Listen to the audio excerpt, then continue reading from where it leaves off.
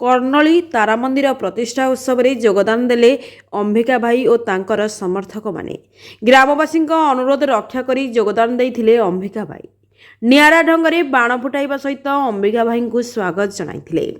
अंबिका भाई जोंठी लोकंक भिड़ देखिबाकू मिलिथाय सेठी अंबिका भाई हिंजिली शेरगढ़ और आसिका अंचल बुली निज दल बीजेपी पाई मजबूत करिबारे जोरसोर रे लागी पड़िछन्ति। ए आगकू पंचायत निर्वाचन थिबा बेले संगठन को मजबूत करने जोरसोर लगी पड़ती अंबिका भाई।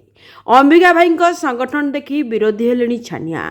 शुणा जाउछि कि राजनीति रे रोचक राजनीति हब कि चाहा खटी रे चर्चार कारण साजिछि। गंजामरु Shankar Kumar Nayak report news today Odia. समस्त अनुरोध थिला मते निमंत्रण करथिले माँ तारा देवी मंदिर प्रतिष्ठा उत्सव रे आज जोगदेली तो सुंदर भावे से माने मते ग्रहण करथिबारु मु बहुत खुशी अछि। भल लागुछि बड़ सुंदर भव्य परिवेश रे आसिक भल लागुछि खुशी लागुछि शांति लागुछि। आ शांतिर बड़ पर्यटन स्थली हम एटा बड़ सुंदर जगह भल लागुछि। गुरुजन मानको दर्शन होला महंत महाराज मानको दर्शन होला से माने चलंती ठाकुर से दर्शन लाभ कली आ ठाकुर दर्शन लाभ कली माँ तारा देवी दर्शन लाभ कली मत खुशी लगुच। जय जगन्नाथ जय माँ तारा। पंडित श्री सत्यवान मुद्रा पुरी जिलू आसीचु।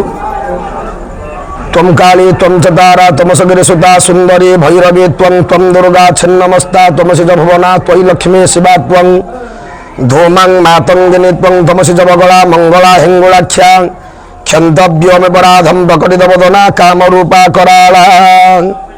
जय जगन्नाथ। गंजाम मंडल अंतर्गत तालुका धराकोट तालुका अंचल कर्णली ग्राम स्थित श्री श्री ठाकुर निगमानंद आश्रम 5 दिन व्यापी माँ तारा देवी नूतन प्रासाद विग्रह प्रतिष्ठा बहु आडंबर चली आम ग्रहण में गंजाम जिलार शेरगढ़ अंचल बीजेपी कर्मकर्ता आमर अंबिका पंडा महोदय आम पाखरे उपस्थित अच्छा। कहिबार तात्पर्य ये गुरु आस्थान बा गुरुंगर निकट में समस्ते रही माँ तारा देवी को उपासना करते प्रभु निगमानंद। तेणुक ये अनुष्ठान 5 दिन व्यापी बहु आडंबर चली अन्नयज्ञ गोयज्ञ घृतयज्ञ भी चली नामयज्ञ भी चली। बहुत खुशी लगुच। ए लिंबगिरी पहाड़ बा चंदन वृक्ष पहाड़ पर एत बड़ मंदिर विराजमान होती।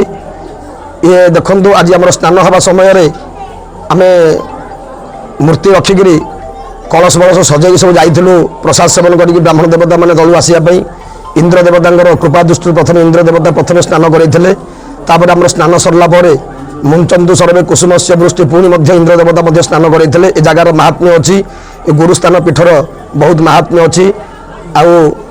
मुझे कहूँ माँ पाखे शरणागत होकर अनुष्ठान को दीर्घजीवी करूँ। ये अंचलवासी समस्त मानक भल रखु। आमर कर्मकर्ता पंडा भाई चलापथ कुसुमित करूँ। समस्त भक्तर चलापथ कुसुमित करूँ। समस्त को माँ तारा देवी घंट घोड़ी रखि था पणत कान घोड़े रखि था। समस्त मंगल विधान हो। जय जगन्नाथ।